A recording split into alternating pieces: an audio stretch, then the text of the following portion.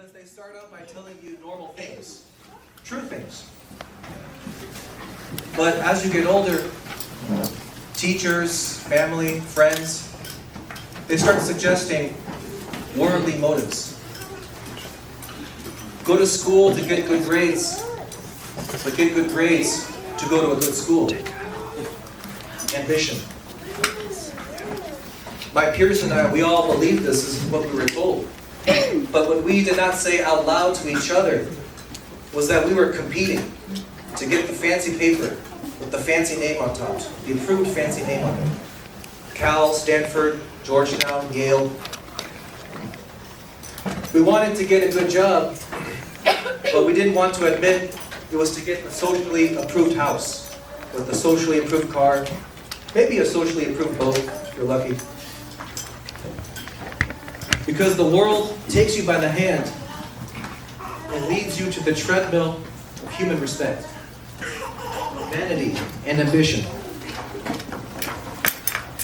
The world takes the good things of this life, sometimes natural good things, but then makes you judge yourself for not getting enough, for not being better than others. Of course, in the worldly sense. I remember senior year in high school, whenever someone would announce what school he had gone into, there'd always be this silent pause. Was that good enough? Am I good enough? So I went to a school that I thought would help me with my dream career, but I ended up not being content there. So I went back home to California after several months, enrolled in community college, much to the disappointment of my father and my grandfather. I had left the degree to career track. I was sacrificing the stable path of worldly wisdom. But the truth was, I did not want to commit to that. Because deep down, stirring in my soul somewhere, was a feeling that there had to be more to life than social approval, going through the motions, and checking off the right boxes. I realized there had to be an answer somewhere. There had to be meaning to this life. Of course, we know its meaning is to go to the next life. So as the years passed, I did finish my degree. But I also, more than just my books, I learned about how the world works. And more than just taking tests, I realized that the answer to this life could not be found in this world. Now, by the time I graduated, 2015, that was 10 years ago now, I had started to see the world for what it really was. Because I was seeing the left for what it really was. You see, this was the big rise of BLM, Antifa, feminism. LGBT had gone from just accept us and give us rights to do what we say. So after some reflection, I realized that the world was a liar. Now, if the world is a liar, then that means that history is being used against us. We didn't evolve. We did not evolve. And we have not figured everything out. As a matter of fact, fallen human nature is creating the same problems again and again, every generation. So the thought hit my head like lightning hits a rock. Maybe the past has something to say. Maybe people had religion to keep us safe from all the evils that I'm seeing today, bringing down Western society. Maybe life was better with Christianity. So once I realized Christianity was essential to the West, that was when the motor ignited. That was when I began to dig and to search. Where was the church? Where was this religion that Jesus Christ founded? How can I be his disciple? Obviously, it's not with the Protestants. After a little bit of reflection, one can see that the one church is not with the many Orthodox churches either. So therefore, the Catholic Church has to be the one true church. The Catholic religion, the one true religion. So, I did the normal thing. I went to the Novus Ordo. It was quite weird, but I didn't know what to expect. I thought that standing up and sitting down was the normal thing to do. I thought the piano was normal fare. But I do remember leaving and driving back home one Sunday in my car, proud of myself that I had gotten up early on a Sunday, put my best on, and started off with the right foot. God was starting to draw me by keeping the Sabbath holy. And I resolved to be a Catholic. This is what I want to do. So I told this good news to a friend of mine, and he gave me better advice. Try out the traditional Latin Mass. I was utterly intrigued. The Latin Mass sounds mystical, civilizational, old school. I had to do it. So I stumbled upon traditionallatinmass.org, website many of you may be familiar with. And for those who are not, it's one of the unofficial websites of St. Gertrude the Great. And I saw there was a Latin Mass about 15 minutes away from my house, run by a certain Father Zepp. Okay, great. I'll go there next Sunday. Sunday came. I got up early, went to the 8 a.m. And when I opened the door to the vestibule, I thought all the sound had left the world.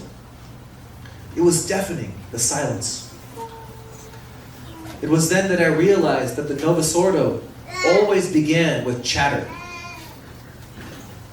I walked past the first pew to find a seat, and I saw a man praying to a holy card of Our Lady. Wow, I thought, these people are really pious. The Mass was not only pious, but it was sublime. The sermon was supernatural. And after Mass, a man came up to me and shook my hand. Hi there, I'm Frank. That's Frank Prado. I went back to my car thinking, this is where I want to go to church. So I became not only Catholic, but traditional.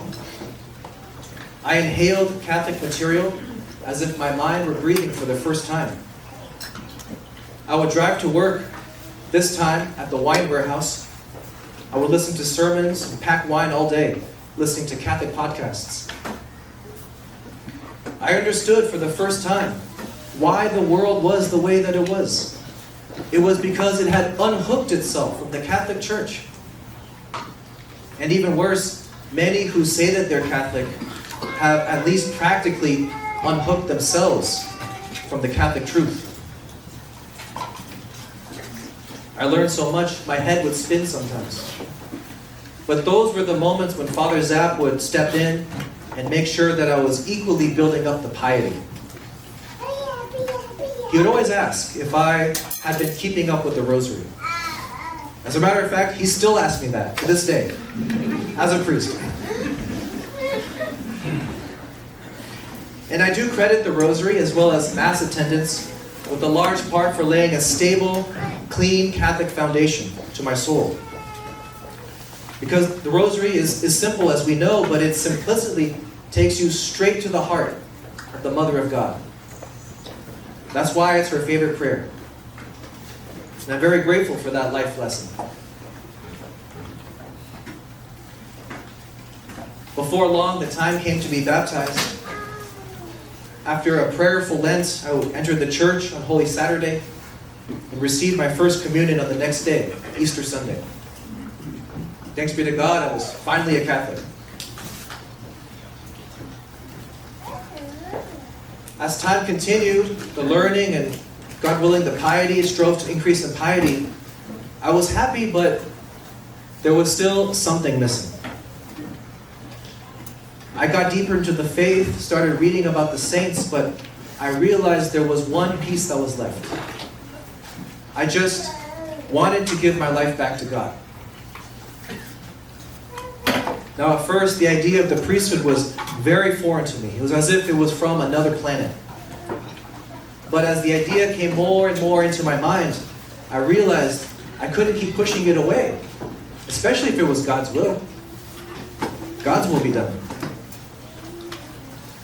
So I went back to Father Zapp. I told him, having these thoughts of the priesthood, they kept coming back even after I prayed on it.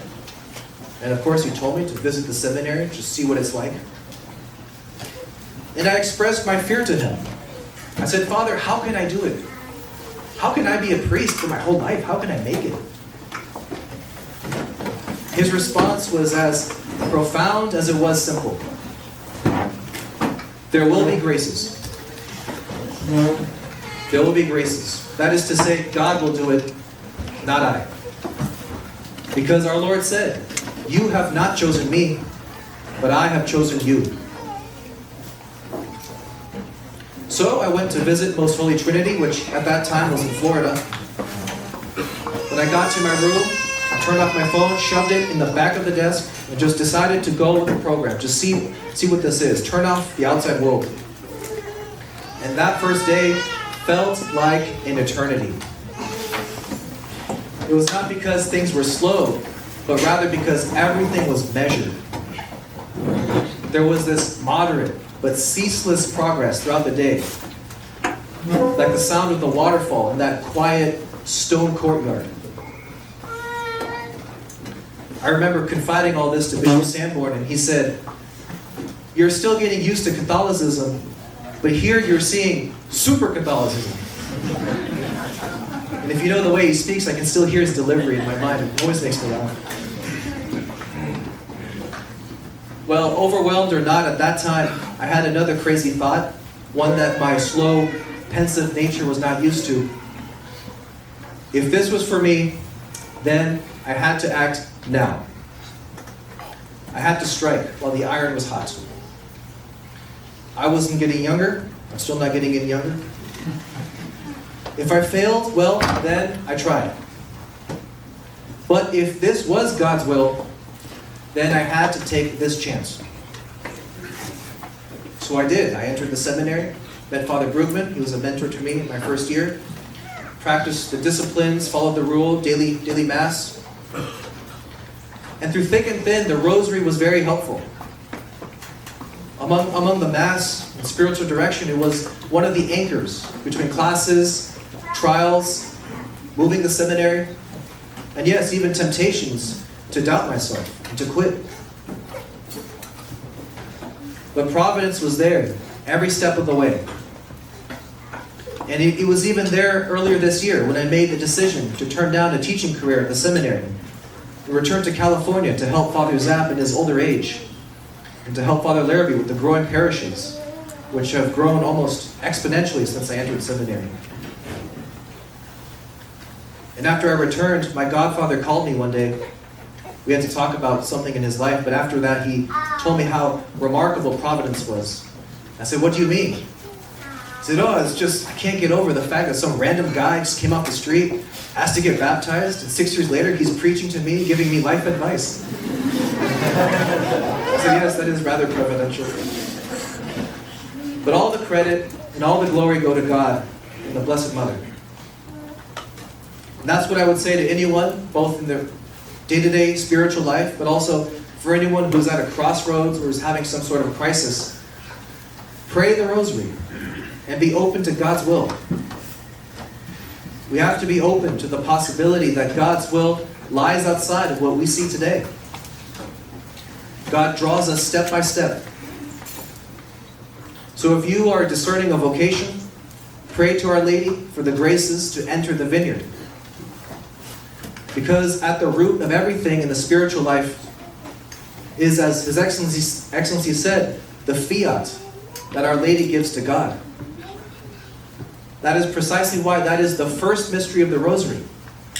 So that in our spiritual lives, our fiat is our first step to give ourselves to God in whichever way that He asks of us. So I'm grateful to God for where I am today, and I'm looking forward to what I may do for souls. And that is all I have to say about myself. Thank you for your time. More importantly, thank you for your support of the traditional Catholic apostolate, and thank you to the clergy of St. Gertrude the Great for having me over and for the opportunity to speak to them. God bless you.